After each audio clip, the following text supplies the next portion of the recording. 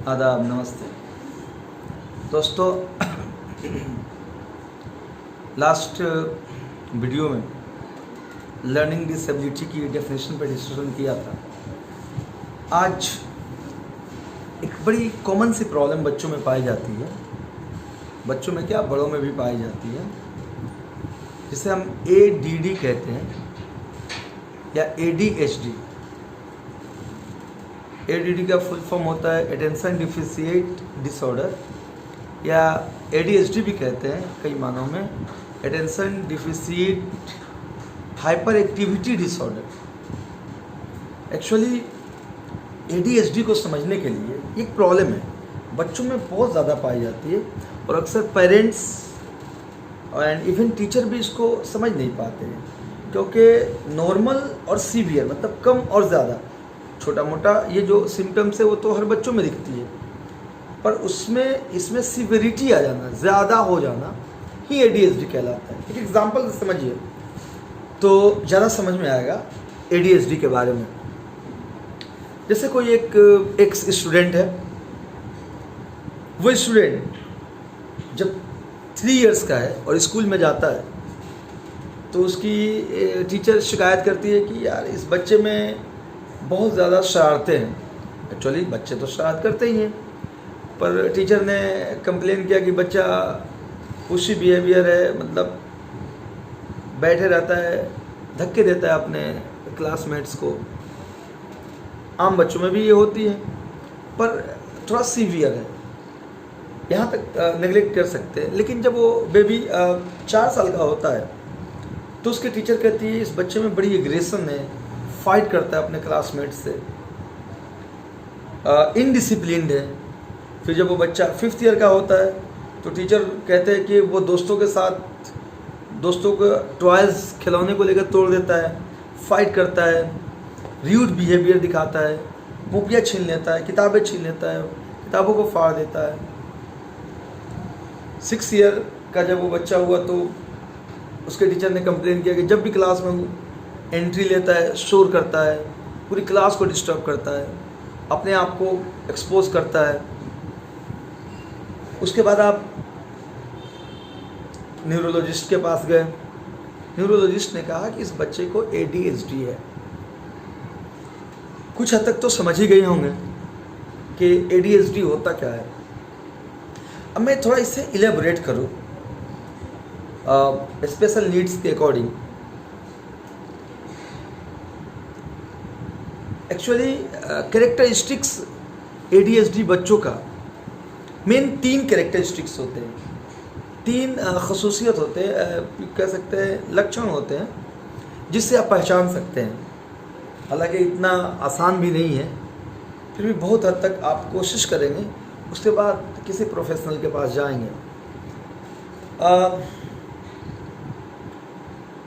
पहला तो है कि बच्चा इनअटेंटिव होगा। इनअटेंटिव का मतलब कि they can't focus on a given task. किसी एक गिवन टास्क पे वो फोकस नहीं कर पाएगा।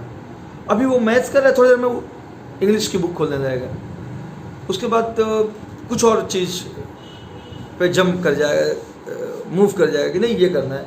राइटिंग कर रहा है, नहीं अब मैं पढ़ूंगा। वो अटेंशन फोकस नहीं कर पाता है गिवन टास्क पे। ये पहला कैरेक्टर्स है ADHD की, इनअटेंटिवनेस। दूसरा कैरेक्टर है इम्पल्सिविटी। अब आप समझना ये होगा कि इम्पल्सिविटी क्या होता है।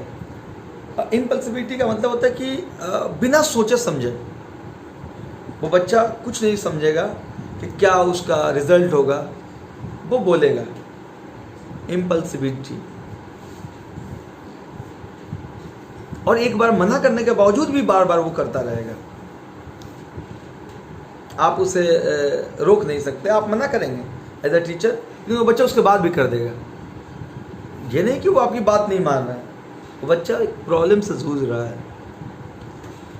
तीसरी कैरेक्टरिस्टिक्स है, अगर हम इसकी बात करें तो हाइपर एक्टिविटी। हाइपर एक्टिविटी का मतलब क्या होता है कि उसकी मोटर्स जो न्यूरॉन्स है वो मोटर्स एकदम रिस्पॉन्स करते रहेंगे। एक जगह वो सिटिंग नहीं कहते कि यार ये बच्चा तो घूमते रहा, कभी इधर से जंप उधर, कभी उधर से उधर, एक जगह बैठ ही नहीं रहा है, वो चीज़ उस बच्चे में होएगी।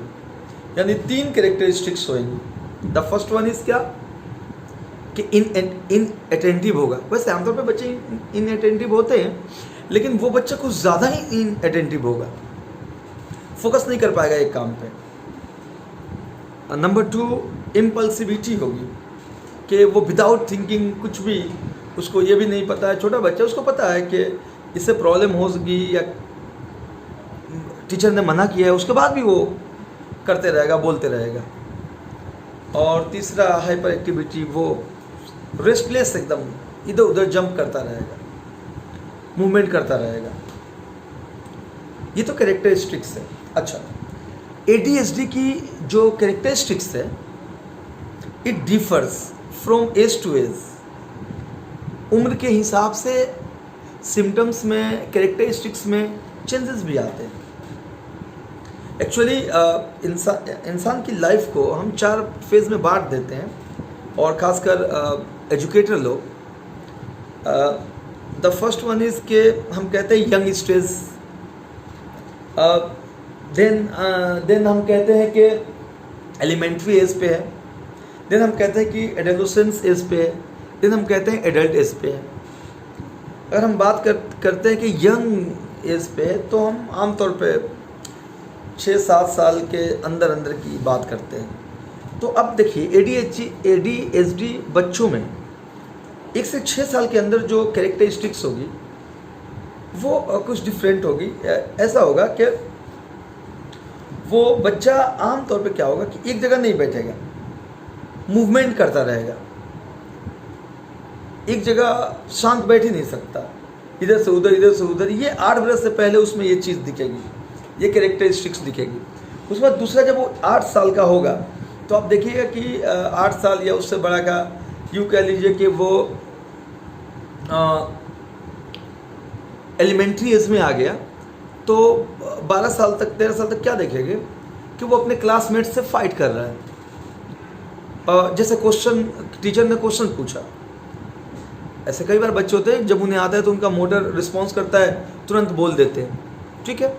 एक बार उस बच्चे ने रिस्पॉन्स किया, टीचर ने समझाया कि नहीं बेटा, अपने बारी का वेट करो, या जब मैं कहूँ तो हैंड रेस करो। बच्चा समझाने के बावजूद भी अपने आप को रोक नहीं पाता, बोल देता है, हैंड रेस कर देता है, फाइट करता है। और टू मच टॉकेटिव, बहुत ज़्यादा बातें करते हैं एलिमेंट्री एज पे। ये कैरेक्टरिस्टिक्स है ADHD की। अच्छा, ADHD की कैरेक्टरिस्टिक्स एडोलेसेंस में थोड़ी डिफरेंट हो जाती है। एडोलेसेंस में भी बच्चा इनअटेंटिव तो नहीं होता उतना ज़्यादा, लेकिन टू मच टॉक, बहुत ज़्यादा बातें करता है, और उसको ये लगने लगता है कि मेरे दोस्त नहीं है या कोई मुझसे दोस्ती करना नहीं चाहता। वो सेल्फ प्रॉब्लम में आने लगता है, डिप्रेशन में आने लगता है, और आइसोलेट हो जाता है कि यार मुझे अपना अच्छा दोस्त मानता ही नहीं, मैं अकेले ही रहना शुरू कर देता हूँ। ये एडोलेसेंस एज में आएगी, मतलब 12 से 18 के बीच में ये प्रॉब्लम उस बच्चे में दिखने को मिलेगा। ये कह सकते हैं कि वो बच्चा 8, 7, 9th क्लास वगैरह में होगा।